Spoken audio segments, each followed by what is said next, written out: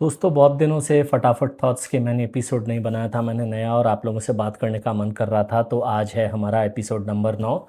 और अगर आपको मेरी बातें पसंद आए, लगे कि मैं आपके दिल की वो बातें बोल रहा हूँ जो आप कहीं और नहीं सुन पा रहे हो, तो प्लीज़ मुझे लाइक शेयर सब्सक्राइब करना।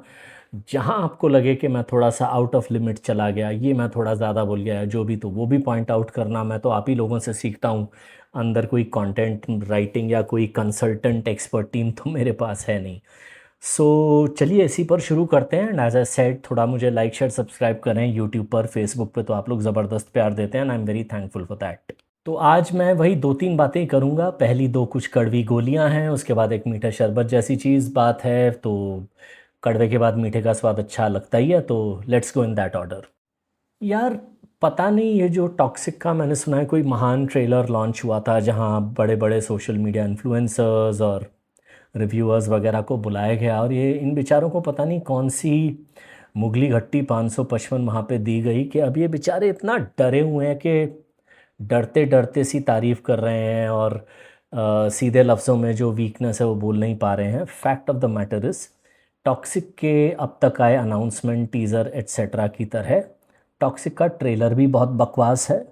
और मैं ये कह रहा हूँ डिस्पाइट द फैक्ट कि यश एक बहुत बड़े सुपरस्टार हैं, अपनी मेहनत से बने हैं एट्सेट्रा एट्सेट्रा। ट्रेलर में उन्होंने भी ओवर एक्टिंग की है, ख़ासतौर से जो बेटे का उनका कैरेक्टर है वो तो यार मतलब रोंगटे जल जाएं वैसी ओवर एक्टिंग है। हर कैरेक्टर उस ट्रेलर में चीख रहा है, right from Kiara Advani to Huma Qureshi to everybody else. हर कोई चीख चीख के बात कर रहा है। बकवास सा ट्रेलर है एंड फॉर श्योर अगर यही ट्रेंड है तो मेरा तो प्रेडिक्शन है कि टॉक्सिक नॉर्थ इंडिया में बुरी तरह से क्रैश करेगी। और मैं तो नाम लेता हूँ, कुछ रिव्यूअर्स हैं जिनके रिव्यूज़ में बहुत देखता हूँ, सूरज कुमार, योगी, और भी कुछ लोग हैं। और ये सब ऐसे एक दूसरे के ऊपर गिर गिर के डिप्लोमेटिक तारीफ कर रहे हैं। नहीं यार, I think this is not you guys. वैसे पता नहीं ये लोग कभी मेरी ओपिनियन वगैरह कुछ लेंगे भी या नहीं। नहीं, टॉक्सिक का ट्रेलर बकवास है और यही कहा जाना चाहिए। This is what that trailer deserves to hear. कुछ भी बोल लो, प्रोडक्शन वैल्यू, ग्राफिक कुछ अच्छे हैं, यार कुछ अच्छा नहीं लगा मुझे। मतलब बेतरतीब सा बकवास सा ट्रेलर है। ट्रेलर की बकवासियत से जो रिव्यूअर्स का डर है वो मुझे समझ में नहीं आया।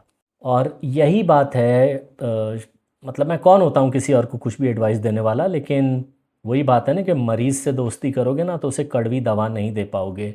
इसलिए थोड़ा सा रिव्यूअर्स को बैलेंस करना चाहिए कि वो गुड बुक्स में रहना चाहते हैं या सच्चाई बोलना चाहते हैं। फिर यार, अभी अभी आया मिर्ज़ापुर का ट्रेलर, मूवी बना के अब उसको रिलीज़ कर रहे हैं। एक ज़माना था जब एक्सेल की अ, फिल्मों में नयापन होता था, अलग अलग फिल्में होती थी। दिल चाहता है के बाद उन्होंने लक्ष्य बनाई थी, दोनों बहुत ही अलग अलग फिल्में थीं। चाहे ज़िंदगी ना मिलेगी दोबारा हो, जो भी हो, भाग मिल्खा भाग हो, जो भी हो, अ, उनकी फिल्मों में एक अलग टाइप की प्रेजेंटेशन अटेम्प्ट सब दिखता था। अब एक्सेल का वो ख़त्म हो चुका है। और जब कोई प्रोडक्शन हाउस या कोई डायरेक्टर या एक्टर अपनी पुरानी थीम को रिपीट करने लग जाए, तो आप समझो कि वो या तो डिक्लाइन की तरफ है या वो अपना कुछ करने की ताकत खो चुका है, आगे बढ़ने की ताकत खो चुका है। Fact of the matter is, और हमारे पास एग्जांपल्स हैं। जब अमिताभ बच्चन अग्निपथ करने गए, जो कि बहुत लोगों को लगभग लगभग दीवार फिल्म से इंस्पायर्ड लगी, वो फिल्म फ्लॉप हो गई, ये बात अलग है, आगे चल के क्लासिक बनी और उसका रीमेक सुपर हिट हो गई। बट जब शाहरुख खान ने वही फैन ऑब्सेशन वाली थीम फैन मूवी की, जो वो डर बाजीगर जैसी फिल्मों में, अंजाम जैसी फिल्मों में कई सालों पहले कर चुके थे, जहाँ से उनकी पहचान बनी थी, फैन मूवी फ्लॉप हो गई। बाद में आगे चल के जब शाहरुख ने अपने अपने आप को रीइन्वेंट किया तो वो वापस उनका करियर लाइन पे आया है। द पॉइंट इज़ यार कि आप जब अपने आप को रिपीट करने लग जाओ, और यार वही, मतलब वही घिसी पिटी, वही वायलेंस, वही अपना आधा साइको मुन्ना भैया, वही आधा पहलवान आधा ढक्कन गुड्डू, वही वो भूखी प्यासी ठरकी बहू, वही वाले डायलॉग के च के नीचे ऊ की मात्रा वाला है, दैट इज़ नॉट इम्पॉर्टेंट, मेरा बेटा है दैट इज़ इम्पॉर्टेंट इम्पॉर्टेंट। यार, यू नो, पब्लिक भी यही बोलेगी कि भैया हमें अपना टाइम बचाना और पैसा बचाना इज़ इम्पॉर्टेंट, हम नहीं देखते पिक्चर। सो मतलब नयापन जैसी कोई चीज़ नहीं है, और जो 5-6 साल पुरानी वेब सीरीज़ है जो ओटीटी पे फेमस हुई, उसको देखने क्यों आएंगे लोग, आई रियली डोंट नो। यार अब वो चीज़ जो आई वॉज सो सरप्राइज्ड, मैंने ऑपरेशन सफ़ेद सागर का ट्रेलर देखा था, उसका रिव्यू भी किया था, और फिर काम में बिज़ी हो गया तो भूल गया। कल अचानक ऐसे ही मैंने ऑपरेशन सफ़ेद सागर देखना शुरू किया। बल्कि आई एम सॉरी, मैंने परसों हल्का सा देखा, 15-20 मिनट का, मुझे बहुत पसंद आने लगा। कल मैंने ये सोचा शाम में कि चलो एक दो एपिसोड और ख़त्म करता हूँ, बाकी का एक एक करके देखूँगा। मैं रात के 1:30 बजे तक सारे 6 एपिसोड मैंने देखे। It was so compelling and gripping. और रिव्यू में थोड़ा, या इसके बारे में बात थोड़ा ताज़े दिमाग से करना चाहता था। 3-4 इस सीरीज़ के स्टैंडिंग पॉइंट्स हैं। पहला, कि मैं उस जनरेशन का हूँ जहाँ 99 का कारगिल वॉर हमने देखा था, पूरा देश कैसे फ़ौज के पीछे खड़ा हो गया था, फ़ौज की क्या बहादुरी थी। मैं तब हैदराबाद में रहता था, वनस्थलीपुरम नाम की जगह पर, जहाँ मेजर आचार्य एक गली छोड़ के जो दूसरा एरिया था वहाँ के वो रहने वाले थे, और उन्होंने अपनी वो शहीद हुए थे इस लड़ाई में। और वहीं पर वनस्थलीपुरम के पास उनके नाम पर एक रोड भी बनाई गई।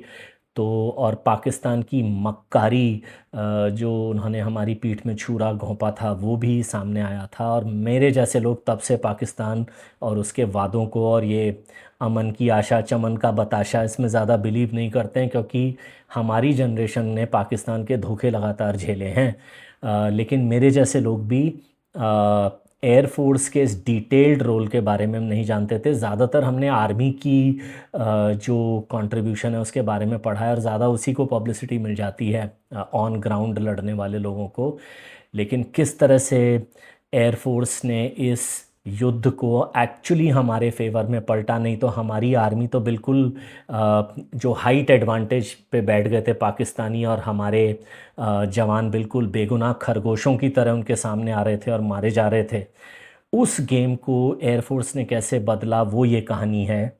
और ये दिखाया गया कि पहली बार कैसे in the history of modern warfare किसी भी एयरफोर्स ने ये अटेम्प्ट नहीं किया था। हमारी एयरफोर्स ने एक सर्टन हाइट पर जाकर, क्लाउड्स के ऊपर जाके बॉम्ब्स फेंके थे। वहाँ भी कैसे यूएसए की मक्कारी थी कि उसने अपना जीपीएस, मतलब वो एक एक थोड़ा स्पॉइलर हो जाएगा, आप देखिए। और कैसे टफ टेरेन्स में उड़े, कैसे आहूजा, पायलट आहूजा की जो उनका जो बलिदान था उसके बारे में बताया गया है। सब देखिए आप, इसमें आपको अच्छा लगेगा। आई एम सॉरी, मुझे याद आया, स्क्वाड्रन लीडर अजय आहूजा, ये रोल किया सिद्धार्थ ने, बहुत अच्छी एक्टिंग की है उन्होंने। जिमी शेरगिल बने हैं, बीएस धनोआ, उनको पॉपुलरली टोनी बुलाते हैं, उन्होंने बहुत अच्छी एक्टिंग की है।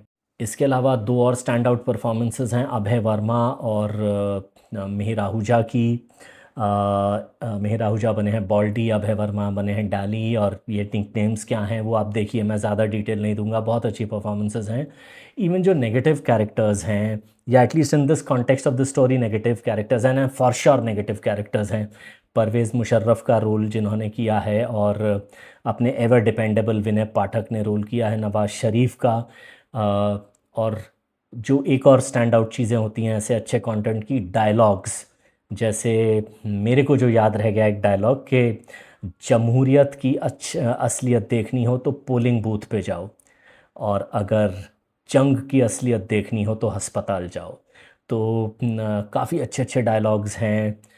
स्पेशली थ्रिल आता है, फिर इमोशनल कंटेंट आता है, पायलट्स की अपनी बैक स्टोरीज़, फिर वापस थ्रिल आता है। तो स्क्रीन प्ले बहुत अच्छे ढंग से बिठाया डायरेक्टर ने। एंड अगेन, कि ये जो हमारी कंटेम्प्रेरी हिस्ट्री है, जिसके बारे में हमें जानना चाहिए, फॉर दैट वॉच ऑपरेशन सफ़ेद सागर।